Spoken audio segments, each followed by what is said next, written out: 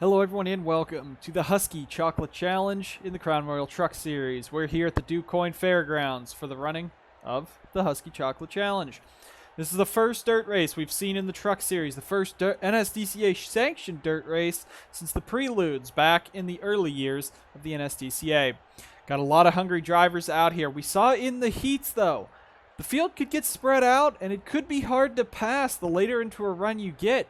So these guys might be having to make some big moves early and hopefully capitalize on some restarts if we see some cautions to make up a majority of their positions. This is the most cars we've had on track all weekend long, though. Sure to be an exciting event. On pole is Jose Perez in the 35, was fastest in qualifying and won his heat flag to flag. He's looking to put himself in victory lane today for the second time this season. And Riley Spurleytube looking for his first win on the season. Drove from a couple spots back in heat number 2 to finish up front. Eric Monaco also had to drive through in heat number 3 to win his heat, but Matthew Eves pretty much dominated his flag to flag. Austin Johnson, Antoine Smith, row 3. Peter Onjak, a strong dirt track racer, started his heat in 7th, ended up 3rd at the end of it. Along with him, Alex Peters.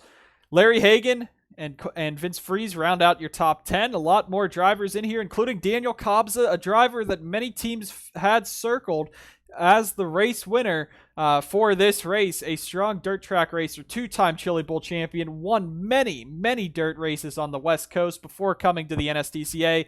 He's looking to put this car into victory lane, but it's going to be a tough ask. Had a poor qualifying run, couldn't get too many passes done, rolls off in the 13th spot.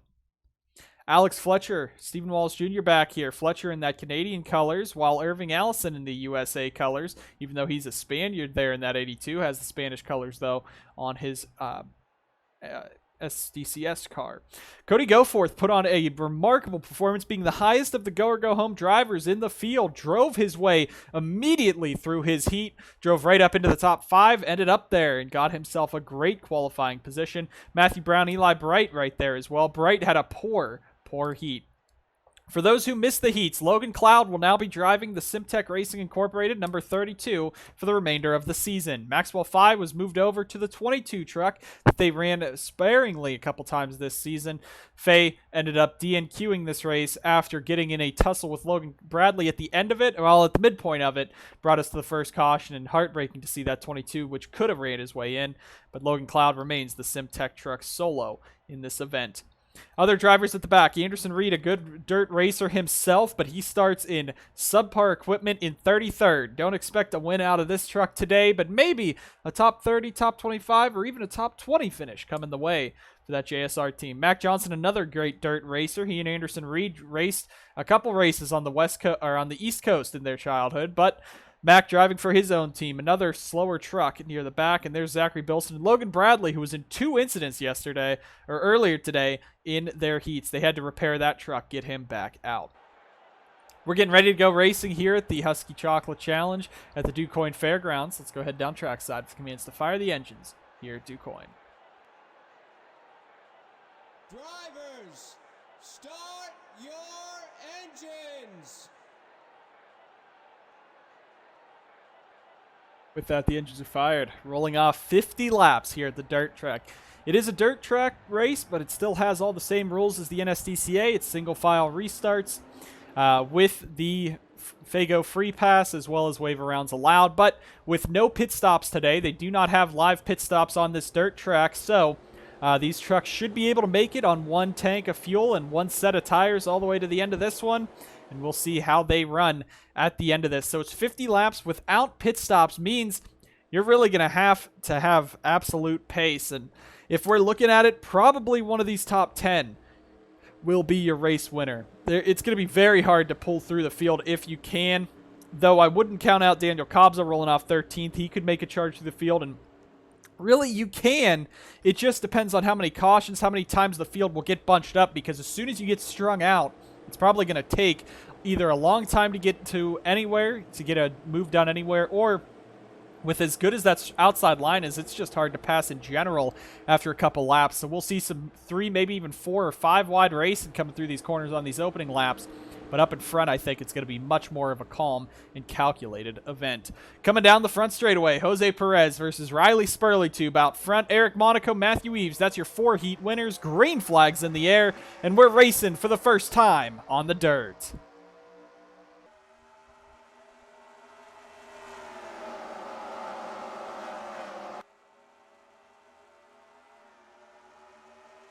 Oh, Monaco got real sideways, looked like coming off the corner, tried to slide up in front of Riley Spurleytube. 2 and 3 wide. 2 wide up front. You see 3, 4 wide now as Vince Freeze gets sent out by Patrick Smith. They might be 5 wide back there as Eric Monaco's going for that second position, trying to hang on over Spurleytube down the front straightaway. Jose Perez leads lap 1. Spurleytube, Monaco, Smith, and Matthew Eves, right behind him. And you see 2 and 3 wide back here. Multiple rows, and this track is so wide, dirt racing, you can run multiple lines. The inside line can work if you dive it into the corners and get a big enough run on the guy in front of you, but the outside line is key at a big, long track like this. The NSDCA wanted to stay away from going to a short track dirt track just because the last time these guys went to a short dirt track, they thought maybe a bigger one spread out the field more, maybe have a good race, but maybe just a little bit of a safer race, so we'll see how it is with these guys on the dirt. You saw Onjak was real sideways there. This is a favorite camera angle right here coming off the corner, and we'll be taking a look at that multiple times, watching all the lines as they come on down. But now Antoine Smith, he clears into third. Spurleytube is right onto the back of Perez, and now we're going to see. This is the point of the race. 3 laps after a run, they're strung out up front. We'll see if these guys can indeed make passes get done here on this track, and if it was just the heats that these guys were running nice and calm in, or if they really just can't pass, and we'll see what that is. But Spurleytube is taking a bit of a lower line underneath Perez, trying to make it work. Smith is clearing to third. Eves is going to try to slide up in front of Monaco for fourth. Monaco and him almost make some contact. Onjak Johnson, there is Cobbs that started this race 13th. He's up to 8th and charging as Riley Spurleytube is charging after Jose Perez. Right up to the back, might have been some contact there, and down the front straightaway they go. Down into turn number 1. Lap 5 as Spurleytube's going to jump to the inside, gets a nose down there. He's going to pull alongside Perez. Will the outside line? It'll have some momentum coming off, but it looks like right there, Riley Spurleytube, he's not clear yet. Dives it in, and he's going to make it stick. So Riley Spurleytube has now taken the lead away from Jose Perez early on. Antoine Smith now with Eves and Monaco right behind him, chasing down Jose Perez. Onjak clearing to 6th, Johnson 7th, Cobbs at 8th. Look at Larry Hagan up in 9th and Alex Peters 10th.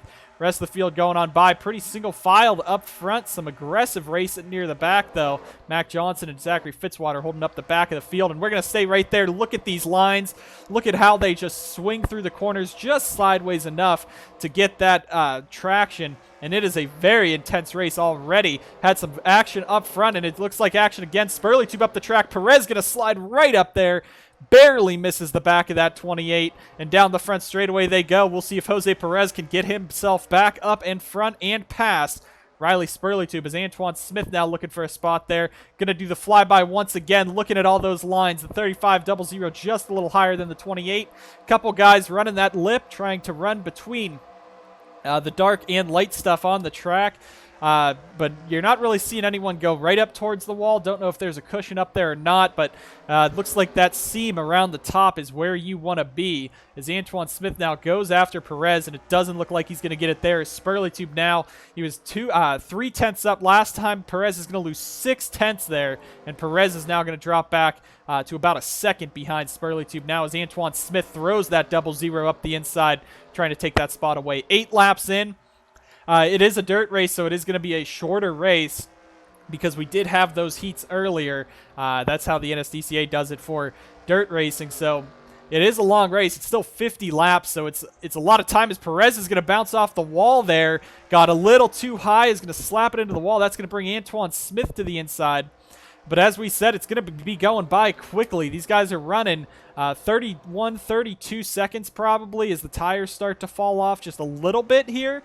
But you probably won't see too much tire fall off. It is a dirt track that's not really grinding against asphalt like that. But yeah, it's going to go by quickly. This is only a mile track, so It's going to go quickly, but these guys are having a blast. But Riley Spurleytube has absolutely pulled away and checked out away from the field there in that 28 truck. Got by Perez and is gone now. The Husky Chocolate 28 in the Husky Chocolate Challenge is trying to get himself into victory lane for the first time this year. He's come up close so many times. Perez is clearing to second. Antoine Smith third, but Eves now fighting off on Eric Monaco. This is for position. He's trying to get that fourth spot away from Monaco. And really, it just depends on how you get these corners. The outside line works, but if you run it too wide or you don't get the proper line into the corners, you can lose a ton of time, or you can power off like Monaco does, clears Matthew Eves for the fourth position.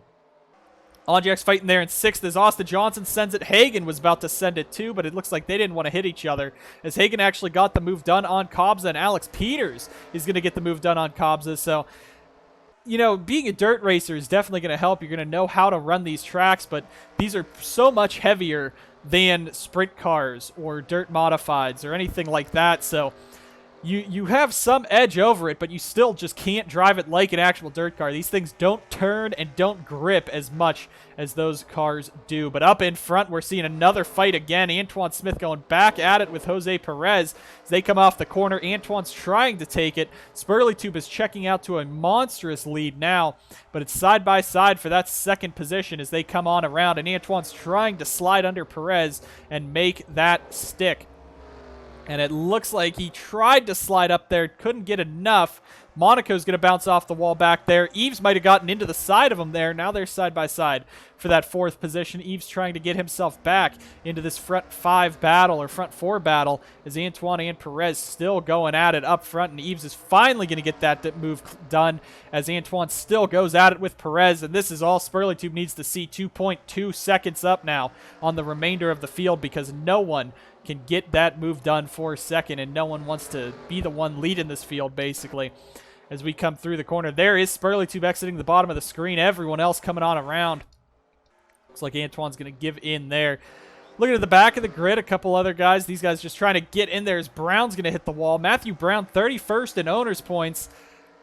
With this performance, he's still not gaining into the top 30. Brown has had a horrible season, and that truck is out of the top 30, and it's a wonder if he'll be in this truck for the whole year, because BGM is a top team. They don't want their team being out of the top 30 in owner's points, and you have the 01 is actually higher up in owner's points, I think, than the 01 is out of the owner's points, but it is the 17 truck that is in the top in owner's points. Coming through the corner, Antoine Smith finally got that move done as Onjak's making it 3 wide in the 97. Looking to the inside of his driver, Eric Monaco, and his rival, Matthew Eves, as now here comes the 97 of Onjak trying to make a move, get himself into 5th, maybe 4th if he can clear Monaco and Eves. Gets a good run on the inside there, and it looks like he's going to stay ahead of Monaco, so that's Onjak into the 5th position for now, but now here comes the 4 right back. Monaco on that outside trying to make it work. And what we're going to do here is we're going to go on board on the roof cam of Peter Onjak and just see how bumpy it is and see how they come down this back straightaway. And you see Spurleytube is long gone. Antoine's finally cleared into 2nd, Perez 3rd. Now it's Eves and Onjak for 4th and 5th, and you're just looking at it. See how rough the dirt is, and I mean, it's dirt, it's not asphalt, so they you know, straighten it down and flatten it out as much as they can, but you're still running off-road. And you got to, you know, be accustomed to that kind of thing. And that's what is good about these dirt guys. Some of these guys that haven't ran dirt, maybe they're not used to just having a very bumpy ride in these trucks. So right now, Onjak trying to chase down Eves and get a run done. But right now, these guys up front pretty much just staying single file as we got a battle back here. Kobza and Alex Peters trying to pick up spots on Johnson. You saw Peters slid up to get that slide job done on Johnson. It actually lost him some time coming off the corner, and it's going to allow Kobza to jump back to the inside of Peters. So what we're seeing here is a multi-groove racetrack where many grooves can work, and that's really what dirt racing is. You got the outside that can carry the momentum down the corner, but you got the inside that can carry the momentum through the corner, and that's how Cobbs is going to pick that spot up. Now Patrick Smith looking for a top 10 run here in that 94 truck as he fights after Austin Johnson in the 77. We're going to keep a quick look at the ticker up top and see if the gap is closing or gaining. It was 2.95 last time. It's 3.0, so it's staying roughly steady up front between Antoine Smith and Spurleytube. But these guys back here battling hard as Smith still looks for a shot on Johnson there for that 10th position. Max Anderson making his first start for RER in that 24 this season. He's up in 13th as they run. Got the 2 of McShane, the 19 of Downey. RER doing pretty poorly this year, but both are now inside the top 30 in owners' points. Priya sits 26th in the standings, but Gatlin Downey 12th in the standings. Gatlin's running right now for a chance at the wild card spot or to point his way in. As it stands, this is race 10 of 20 on the season. There are 7 chase races in the Truck Series, meaning we only have 3 races, 1 Watkins Glen and a Chicagoland doubleheader left after this event. And you see the Jack truck, the 83, Aiden Smith's Cat, adorning the hood of the PetSmart 83, the red, white, and blue truck this weekend. Happy to see them running. Aiden Smith, also another driver fighting for a wild card spot, but he might have to be more of a win and you're in compared to Gatlin Downey, who could point his way in, especially with a good run today. He's solidly 14th. Eli Bright's been on the come up through the championship. He's also a driver on that bubble. He's 13th in the point standings as they run. See Matt Sladek, Alex Fletcher. Fletcher 14th in the standings. Larry Hagan in the 25, who's further up. He's 15th in the standings. That's your big fight for this regular season battle and chance at a wild card spot or pointing your way in. But right now, Spurleytube, he is your points leader, leading by 10 points over Eves. That's why Eves is fighting so hard. But Spurleytube is off to the races. 22 laps in. We've been green the entire way. And Riley Spurleytube in that 28 is long gone from Antoine Smith in second. Eves, who is now in third over Perez. Onjak back in fifth. Big thing for Onjak, too. Stephen Wallace Jr., 8th in points. Peter Onjak, 9th in points. SWJ has a win that he can fall back on for the wild card battle right now. Onjak does not. He has to point his way in, so he's having a good day today. Top 5 run. This is what they need to try to fight their way into the point standings. And another driver, Eric Monaco, he's 7th in the standings. He's dropped back a bit during this season, trying to keep himself in the top 8 in points. He's come close to a couple wins this year. So has Onjak. These two right now 5th and 6th, just kind of riding it out and trying to keep these cars clean, trucks clean. Bring it on home. Daniel Kobza also outside of the points battle. He's 11th. So you got a lot of Onjado and Onjado, the owner, and a lot of their drivers are fighting for those final spots in the championship. Monaco's 7th in the standings. Jesse Turner 18th, but he's fighting Vince Freeze for what would be the final wild card spot right now if SWJ was indeed to fall out, which it looks like SWJ would. He's kind of struggling back there. He's at the top of your screen, about 20th there for that 98, or a little further behind that. So Kobza, Hagan, another driver fighting for that wild card spot. I don't know if this 25 team has it in them to win, but just getting good points and moving on up. It's not a foregone conclusion right now who's in the chase and who isn't. Meanwhile, in the Cup Series, it's pretty much guaranteed. You got like 4 Toyotas up there already, but this race is pretty important for a lot of drivers. You got Spurleytube, Eves, Perez, Antoine Smith, all within 1 race of the points lead. That's for those bonus points for the regular season champ. You got Alex Peters, Eric Monaco, Stephen Wallace Jr. fighting to stay in the top 8. Now, SWJ and Peters both have wins to fall back on for wildcard spots if need be. Then you got Onjak, Austin Johnson, Daniel Kobza, Gatlin Downey, Eli Bright, Alex Fletcher, Larry Hagan, Sladek, Aiden Smith, Turner, Freeze, Patrick Smith. That's your top 20 in the points standings. So that's the wildcard spot. If you win, you get a chance at the wildcard spot, or you can point your way in.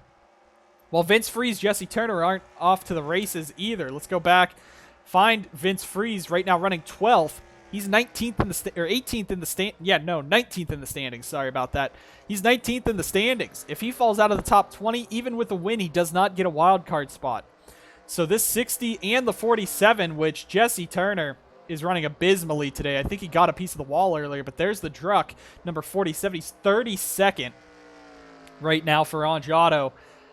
He could easily fall out of the top 20 here and miss the chase, especially after he did get the win at the Crown Royal 300 this year. And I'm pretty sure Irving Allison last season had a race win in the regular season and was outside of the top 20 in the standings and missed it. So it wouldn't be the first time someone would do that, but Jesse Turner's really fighting for his life right now in that 47 truck. Look at Fitzwater back there. Again, his final season running full-time in Ford Performance Racing, what could be their final season with how the economics of that team's been going.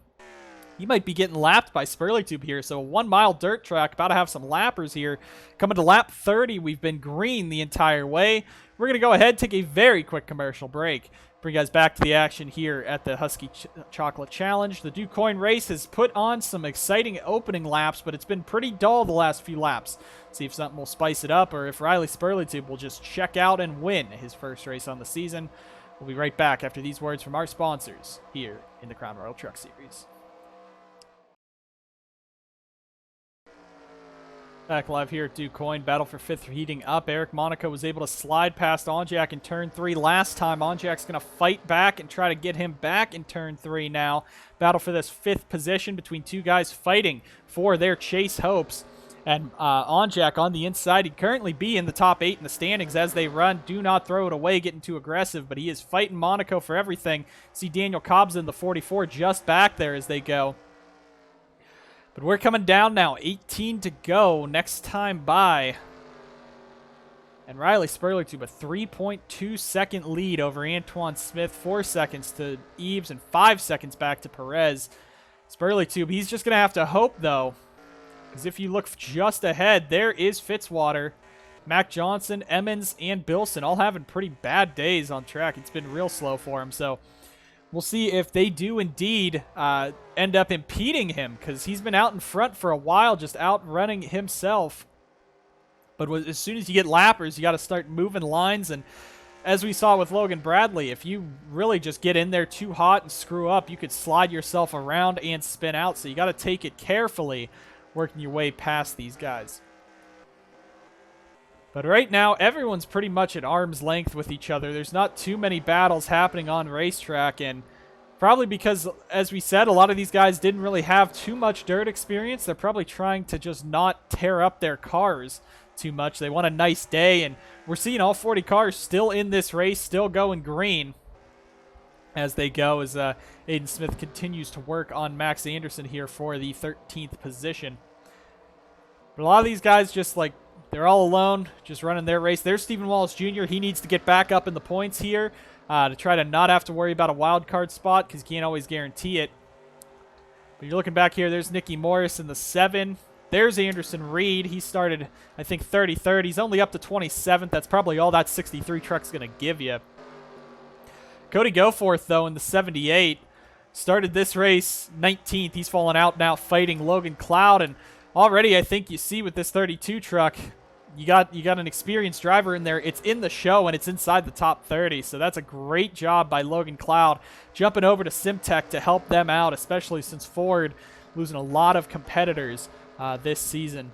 This coming season, I should say. As Spurlytube now, he's going to work past Fitzwater. Actually lost about 0.6 there to Antoine within the last few laps, trying to get by Fitzwater. So that could be big. The lap traffic could play a factor here for Spurlytube, but as it runs right now, it's pretty much a foregone conclusion. It could be a 28 win without some kind of caution. But here we are, battle for 5th again. Monaco is not given an inch for Onjak, and I don't think Onjak would have it any other way, even though, as we've said before, when drivers were fighting their team bosses a lot, you saw at Old Spice with Stephen Wallace Jr. fighting Tim Foster tooth and nail for just like a top 10 run. These guys are fighting for points. They're fighting for the top 10. They both don't have race wins this season. They could in the next 3 races. Watkins Glen is a wild track for anyone, but Onjak's won Chicagoland before in the Cup Series last year, and both of these trucks are strong. Onjato going out in front of the home crowd, 2 chances at Chicagoland. They could get victories. But as I was saying, you don't want your drivers to just lay over and let you by and let you pull away. You want to see them fight, because if they're fighting you for it, what are they going to do with drivers that aren't on your team or don't sign their paychecks? So Monaco putting up a fight for Onjak. You see Peter dropping back a little bit now from Monaco, and you got Kobza there as well. So Peter's probably enjoying this, racing with some of the guys that are on his team, the proven talent, and it's showing that he made some great changes in this offseason, picking up Eric Monaco, Jesse Turner. Again, Turner's not having a great second half of this season. He had a good, strong start with a race win at Daytona and a second at South Boston, but that's all he's had in terms of top 10s this year. As this battle for 5th begins to rage on. Kobza has some damage. Alex Peters hanging on, but give a shout out to Hagan in that 25 for KGM. Diego Waffles Dodge up inside the top 10, having a great day so far. Needs these points to get himself back in the championship hunt for the chase. While you're behind Onjak and Monaco and Alex Peters right now, who are all kind of your bubble drivers as they run. You also got Austin Johnson in that mix. Stephen Wallace Jr. is dropping back a ton, but this is good for Hagan to get a top 10 run in this 25 and try to get himself to a place where he could be in the chase. Peters bounces off the wall there. And Patrick Smith is pretty much not going to make the chase. He's in 20th, but he has a long uphill battle ahead of him in this 94 if he's going to try to win this, try to make the 10 drivers in the Crown Royal Truck Series chase. But after how this season's gone, I think he's just happy with the top 20 points finish, and I think CFRO would have to be too. Right now they have 2 drivers in the chase with Stephen Wallace Jr. and Peter Onjak, and Smith, who's kind of been a disappointment this year, especially after a strong part-time schedule last year. I think it's good to see Patrick just kind of running in these top 10 runs, doing good for CFRO. There's Freeze gotten by Austin Johnson, and as you're looking through this, a lot of people single file. You got Matt Sladek, Zach Rogers. These two are fighting to possibly point their way in, though Rogers has fallen now to 22nd in the standings after a poor Road America run.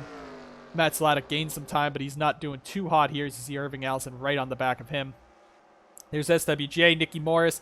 Logan Bradley, they had to fix that truck. He started last. He's right now 25th, fighting Nicky for the 24th position if he could get it done there. Looking at the ticker, Spurley Tube's now opened it up to 4 seconds over him. There's Ray and Cody Goforth as Goforth's truck continues to fall, free fall through the field. Jesse Turner, really just a disappointing day for him. Matthew Brown as well.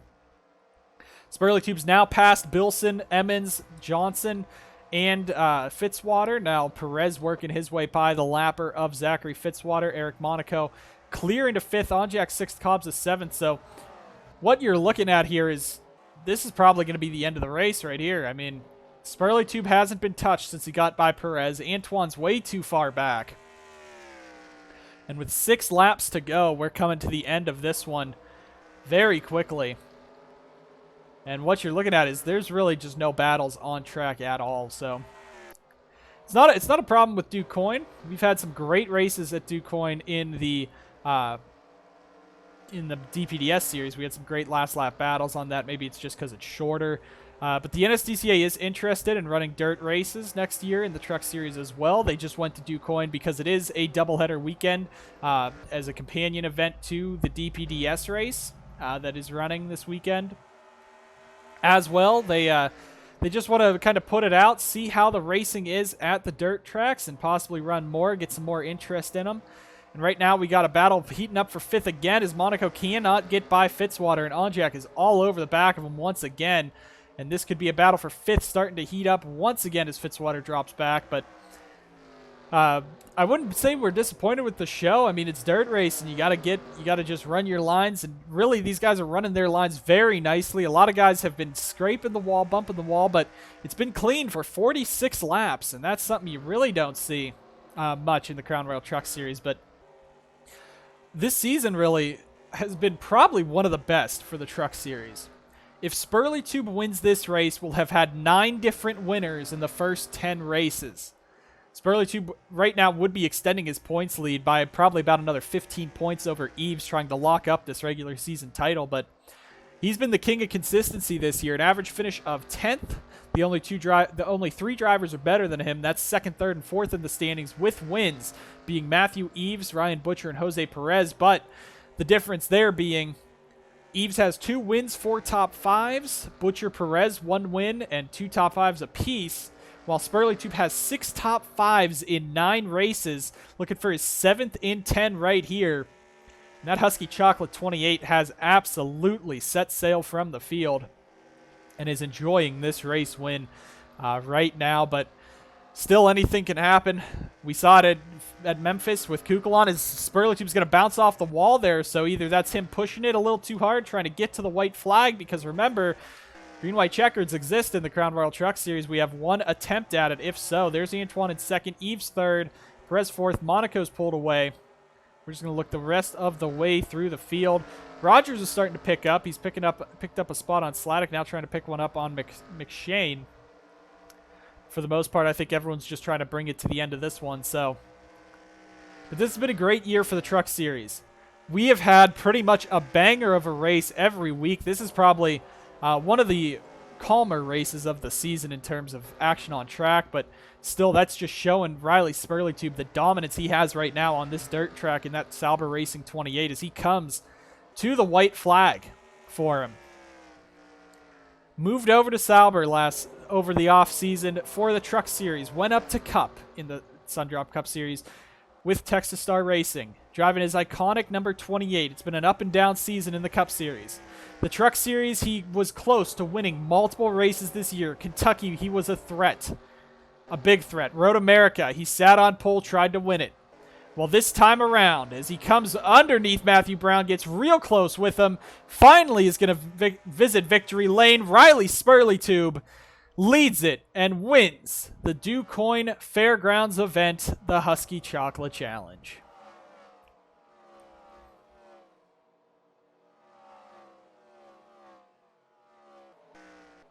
And what a long time coming for Riley, and does it in an absolute dominant fashion. And it's not just he started on pole and took off.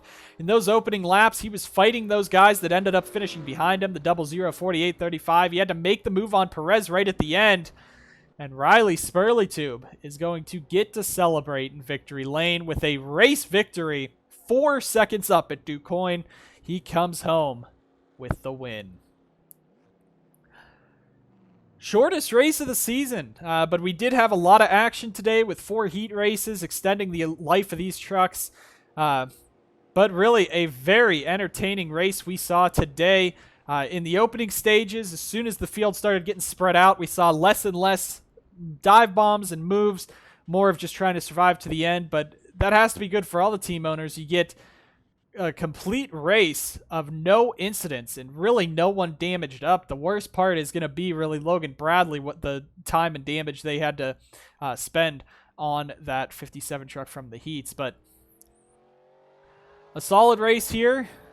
Dirt tracks possibly coming back next year. We'll see, though. NSDCA did have an open invite to any dirt tracks that want to host a Truck Series event to go ahead, give them a call up. But it showed today, pretty much a successful race. Spurleytube comes home with the victory. Our 9th different winner in 10 races this season. Only Matthew Eves has won twice. This is going to blow the wild card race wide open now, with Turner probably dropping out of the top 20. Stephen Wallace Jr. dropping out of the top 8. So SWJ and Freeze should have the wild card spots right now. But Turner now is going to have to fight back in the last 3 races. Those being Watkins Glen in about, I think, 2 weeks, and the Chicagoland doubleheader within that time. The Cup Series, though, is at Indianapolis, the Brickyard, this weekend. It's going to be an exciting race at Indy, a long race there, and one of possibly the crown jewel events, a fantastic racetrack out there at Indianapolis. The Cup Series as well only has a handful of races left, with Michigan, Daytona, Chicagoland left in that series, as well as Indy, taking you to race 18 of 26 for their 8-race chase. Riley Spurleytube brings the victory home in a caution-free event. The Truck Series has been very clean this year, especially in comparison to some Cup Series events. But it's been an exciting season, one of the best we've seen so far, and this championship fight is definitely going to be an exciting one. Congratulations to Spurleytube, finally breaking through for Sauber and getting his first win on the season. Antoine Smith, Eves, Perez, and Monaco, your top 5. Points are definitely going to be shook up after this one. With 3 races to go, it's getting to crunch time here for the Truck Series drivers. We head out to Indianapolis for the Cup Series. Watkins Glen is the next truck race. Thank you guys so much for watching. We'll see you guys next time on the NSDCA.